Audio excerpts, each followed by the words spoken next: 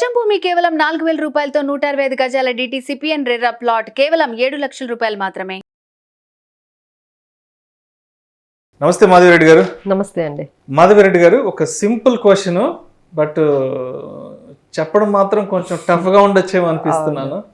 1 కోటి రూపాయలు చేతిలో ఉంటే అలా వెళ్ళి ఒక ప్రాపర్టీ కొనుక్కోవడం బెటర్ అంటారా, లేదంటే ఈక్విటీలో ఇన్వెస్ట్ చేసుకోవడం బెటర్ అంటారా? జస్ట్ ఒక ఎడ్యుకేషన్ పర్పస్గా, ఒక ఇన్ఫర్మేషన్గా, ఒక అవేర్నెస్ పర్పస్గా దీని గురించి డిస్కస్ చేసుకుందాం.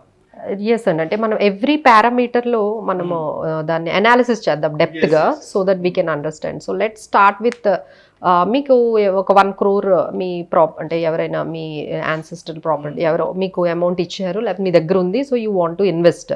సో ఫస్ట్ థింగ్ ఏంటంటే ప్రాపర్టీ మనం తీసుకున్నాం అనుకోండి, ఒక 1 crore ప్రాపర్టీని మనం బై చేస్తే ఇమ్మీడియట్గా మీరు ప్రాపర్టీని బై చేసినప్పుడు మీకు ఒక 10% అక్కడే వేస్ట్ అవుతుందండి.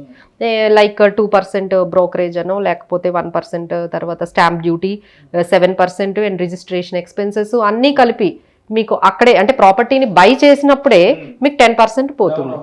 అది అందరికీ తెలిసిందే. అంటే మీరు ఒక 1 crore పెడితే మీకు వచ్చే worth 90 lakhs.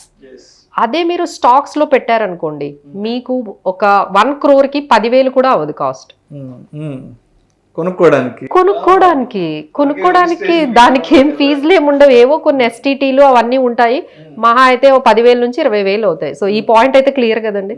So this is the first point. అంటే cost of buying is very huge మనకి ప్రాపర్టీస్లో, ఇందులో చాలా తక్కువ. నెక్స్ట్ థింగ్ అండి, మెయింటెనెన్స్. ఇప్పుడు స్టాక్స్ కొనిన తర్వాత మీరు మళ్ళీ ఎక్స్ట్రా ఏం మెయింటెనెన్స్ కాస్ట్లు ఏమి ఉండవు, సర్వీస్లు, రిపేర్లు, మెయింటెనెన్స్ ఛార్జెస్ ఏమి మీకేమి ఉండవండి. బట్ వేరాజ్ ఇక్కడ మనం ప్రాపర్టీ కొంటే మళ్ళీ మనం చాలా వరకు మెయింటైన్ చేయాలి, వాటికి రిపేర్స్ కానీ లేకపోతే ఎక్స్ట్రా కాస్ట్ కానీ పెట్టాల్సి వస్తుంది. ఏజ్ అవుతున్న కొలది ప్రాపర్టీకి ఇంటీరియర్స్ అని ఏజ్ అవుతున్న కొలది దానికి ఇంకొంచెం ఎక్స్పెండిచర్ పెడుతూ ఉండాలి. సో అది ఒక మనకి డిఫరెన్స్ అండి మెయింటెనెన్స్ అనేది. So let's come back with important point, that is returns. అందరూ మనం వాదించేది ఏంటంటే చక్కగా మనకు ప్రాపర్టీలు అయితే రెంటల్ ఇన్కమ్ వస్తుంది అనేసి ఉంటుందండి. సో ఇండియాలో మనకి అంటే ఇండెక్స్ ప్రకారం రెంటల్ ఇన్కమ్ దాదాపుగా 3% అండి. 3% యావరేజ్గా తీసుకుందాం. అంటే ఇప్పుడు మీరు 1 కోటి రూపాయలు పెట్టి కొన్నా మీకు ఒక 3 లక్షల ఇన్కమ్ వస్తుందండి పర్ యానం. అంటే నెలకి 25,000. మీరు ఒక ఫ్లాట్ కొన్నారంటే 25,000 రెంట్ వస్తుంది. సో ఈ 25,000 రెంట్ మీకు వస్తుందా అంటే అది కూడా లేదండి. అందులో మనకి రిపేర్స్, ఈ ట్యాక్సెస్, మీరు ప్రాపర్టీ ట్యాక్స్ కట్టాలి కదా, అవన్నీ కట్టాలి, ఈ సివరేజ్, ఈ మున్సిపల్ ట్యాక్సెస్, వాటర్, ఇవన్నీ బిల్లులు అన్ని మీరే కట్టాలి. ఆ మెయింటెనెన్స్లు అన్ని చేసేటప్పటికి మీకు 25,000 కూడా రాదండి, 20,000 వస్తుంది. అంటే మీకు దాదాపుగా ఒక 2% మాత్రమే ఈల్డ్ ఉంటుంది. అంటే రెగ్యులర్ ఇన్కమ్ అంటాం మనం. సో దీంతో కంపేర్ చేసుకున్నాం అనుకోండి, there are dividend yield stocks ఉన్నాయండి, లైక్ కోల్ ఇండియా, ONGC, మనం REC, HCL, Infosys, HDFC, HCL technologies, ఇవన్నీ మంచి డివిడెండ్ ఇచ్చే స్టాక్స్ అంటారు. డివిడెండ్ అంటే ఎవ్రీ ఇయర్ మీకు వాళ్ళకు వచ్చిన ప్రాఫిట్స్లో ప్రతి షేర్కి ఇంత అని చెప్పి మీకు డివిడెండ్ అనేది ఇస్తారు. సో ఈ డివిడెండ్ ఈల్డ్ మీరు పెట్టిన దానికి మనం చూసుకుంటే 1% అనుకోండి. సో ఈ కంపారిజన్లో డెఫినెట్లీ మీదే కొంచెం ఎక్కువ ఉంది. అంటే వీళ్ళకి 2% ఇస్తే మీకు 1% మాత్రమే డివిడెండ్ ఈల్డ్ వస్తుంది. బట్ మనకు ఆన్ అండ్ యావరేజ్ ఏమవుతుందంటే కాంపౌండింగ్ అనేది జరుగుతుంది స్టాక్స్లో. సో దానివల్ల ఏంటంటే that you can get more than what you are getting in rental income. Rental ఇన్కమ్తో మనం ఎంత పెరుగుతుందో దాంతో కంపేర్ చేస్తే ఈ డివిడెండ్ ఈల్డ్స్, తర్వాత బోనస్ షేర్స్, తర్వాత షేర్ స్ప్లిట్ అవ్వడము, ఇవన్నీ యాడ్ అయ్యి మీకు చాలా కాంపౌండింగ్ మీరు చూసుకున్నట్లయితే వెల్త్ ఎక్కువగా ఇక్కడ క్రియేట్ అవుతుంది. So this is first point, regular return. So తర్వాత క్యాపిటల్ ఎప్రిసియేషన్ ఎంత అవుతుంది. సో ఇండెక్స్ ప్రకారం మనం చూసుకుంటే ఇండియాలో ఒక 10% 10 to 12% ఆన్ అన్ యావరేజ్ మన ప్రాపర్టీస్ మీద పెరుగుతుంది. అంటే మనకి ఎట్లా అంటే ఒక కొన్ని ఇయర్స్ చాలా వరకు పెరుగుతుంది, ఆ తర్వాత మళ్ళీ స్టెబిలైజ్ అవుతాయి, మళ్ళీ కిందకు వస్తాయి ప్రాపర్టీ ప్రైజెస్, మళ్ళీ పెరుగుతాయి. సో ఇలా మనం ఒక 20 years తీసుకుంటే ప్రాపర్టీ మీద మనకు ఆన్ అన్ యావరేజ్ ఒక 10 to 12% వస్తుంది అనుకుందాం. సో బట్ స్టాక్స్లో మనము 40 years యావరేజ్ సెన్సెక్స్ తీసుకుంటే మనకు 15% వస్తుంది. సో ఇక్కడ కూడా క్యాపిటల్ ఎప్రిసియేషన్ మీకు ప్రాపర్టీ కన్నా ఎక్కువ జరుగుతుంది, ఈక్విటీలో ఎక్కువ జరుగుతుంది. సో అన్నిటికన్నా ఇంపార్టెంట్ అంటే ఇవన్నీ మనం చేసేది ఏంటి, ఫైనాన్షియల్ ఫ్రీడమ్. నిజంగా మీరు ప్రాపర్టీలో అంత ఫ్రీడమ్ ఫీల్ అవుతారా అంటే డెఫినెట్లీ నాట్ అండి. ఎందుకంటే వాటిని అద్దెలకి మీరు కలెక్ట్ చేసుకోవడము, వాళ్ళు డిలే చేయడము, తర్వాత వాళ్ళ రెంటల్ అగ్రిమెంట్ని ఎవ్రీ ఇయర్ మనం రెన్యూల్ చేయించాలి, దాన్ని రిజిస్ట్రేషన్ చేయాలి. కొత్త కొత్త రూల్స్ అన్నీ వస్తున్నాయి రెంటల్వి. సో మీకు ఇవన్నీ కూడా మీకు చాలా టైం టేకింగ్ ప్రాసెస్. ఇక ఒక ప్రాపర్టీ ఉంటే పర్లేదు, ఒక 4-5 ప్రాపర్టీలు ఉంటే ఇక రోజంతా మీకు ఇదే పని. ఆ రెంటల్ తెచ్చుకోవడము, ఆ రిపేర్లు చేయించుకోవడము. నిజంగా ఇది ఫ్రీడమ్మా? Definitely wrong. మీకు ఎట్లా ఉండాలి? We should not have any kind of హ్యాజల్స్, right? ఇప్పుడు స్టాక్స్ అనుకోండి, మీరు ఏం చేయాల్సిన అవసరం లేదు, అదే అమౌంట్ వచ్చి క్రెడిట్ అయిపోతూ ఉంటుంది. మీ అమౌంట్ ఎప్పుడు కావాలి అంటే అప్పుడు. ఇంకొకటి ఏంటంటే లిక్విడిటీ అండి. సో ఎప్పుడైనా ఒక 5 lakhs కావాలనుకోండి, స్టాక్స్లో ఇమీడియట్గా మీరు తీసేసుకోగలుగుతారు. ప్రాపర్టీలో అలా కుదురుతుందా? మీరు అర్జెంటుగా బై చేయాలంటే డెఫినెట్గా తక్కువకే అడుగుతారు ఎవరైనా.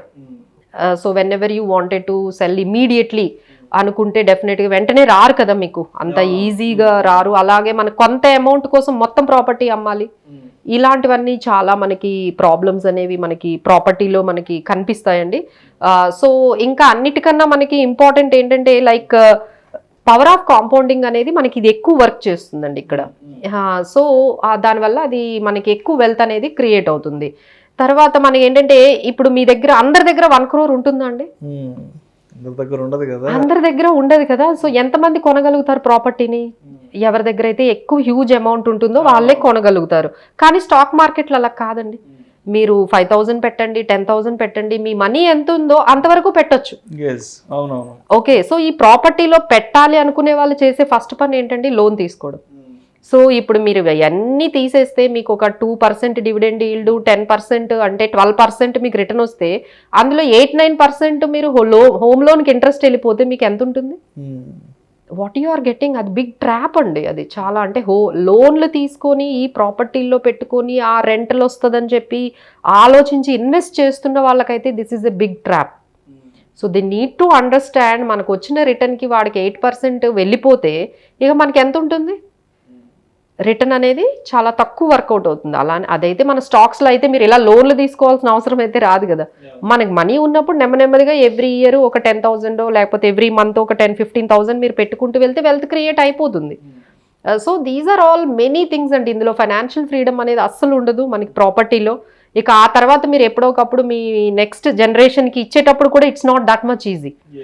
దాన్ని విల్లు రాయడము, లేకపోతే విల్లు రాకపోతే మళ్ళీ ఇంట్లో వాళ్ళందరి దగ్గర డిస్కషన్స్. సో వెల్త్ని ట్రాన్స్ఫర్ చేయడం కూడా ప్రాపర్టీలో చాలా అంటే మనం స్టార్టింగ్ బయ్యింగ్ దగ్గర నుంచి మొదలు పెడితే లాస్ట్లో ఈ ట్రాన్స్ఫర్ వరకు కూడా ఏది ఈజీ కాదండి. So there is nothing like freedom.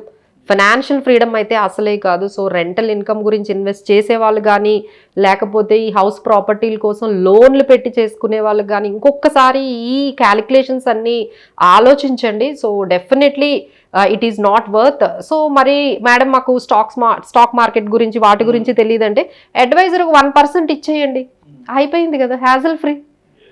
1% ఇచ్చేస్తే 15%లో 1% పోతే 14% మీరు హ్యాపీగా they will manage your money. So there is need not to worry అండి. So these are all compounding effect కానీ, లేకపోతే ట్రాన్సాక్షన్స్ కాస్ట్ కానీ, ట్రాన్స్ఫర్ కానీ, లిక్విడేషన్ కానీ, కన్వీనియన్స్ ఆఫ్ ఇన్వెస్ట్మెంట్ కానీ అన్ని విధాలుగా కూడా ఇదే బెటర్ అండి. అంటే మన పెద్దవాళ్ళు చెప్తూ ఉంటారు, నేను 10 లక్షలకు కొన్నాను ఇప్పుడు అది కోట్లు అయిపోయిందని. So those are all old norms అండి. అప్పుడు ఇంత ప్రాపర్టీ వాల్యూ లేవు. Now anything is into crores. అప్పట్లో వాళ్ళు కొన్నారు అంటే అక్కడ చాలా తక్కువ ఉండేదండి రేట్స్ అనేవి. ఇప్పుడు ఇంత హై వాల్యూషన్స్లో, ఇంత ఇన్ఫ్లేషన్లో అదే స్ట్రాటజీని మీ పేరెంట్స్ ఏదైతే స్ట్రాటజీని అప్లై చేశారో అదే స్ట్రాటజీని మీరు అప్లై చేస్తున్నారు, లోన్లు తీసి ఇల్లులు కొంటున్నారంటే అది వర్కౌట్ అవ్వదండి. So definitely you need to think twice on these all calculations. Thank you so much Madhavi Reddy గారు. Thank you. ప్రేక్షకుల విజ్ఞప్తి, ఈ వీడియోలో ప్రస్తావించబడిన అంశాలు కేవలం ప్రేక్షకులకు ఒక అవగాహన కొరకు, ఎడ్యుకేషన్ పర్పస్ కొరకు, అవేర్నెస్ కొరకు మాత్రమే వీటి గురించి ప్రస్తావించడం అనేది. పెట్టుబడులు పెట్టేవాళ్ళు మీ ఫినాన్స్ ప్రొఫెషనల్ని సంప్రదించి మాత్రమే తుది నిర్ణయం తీసుకోగలరని మా మనవి.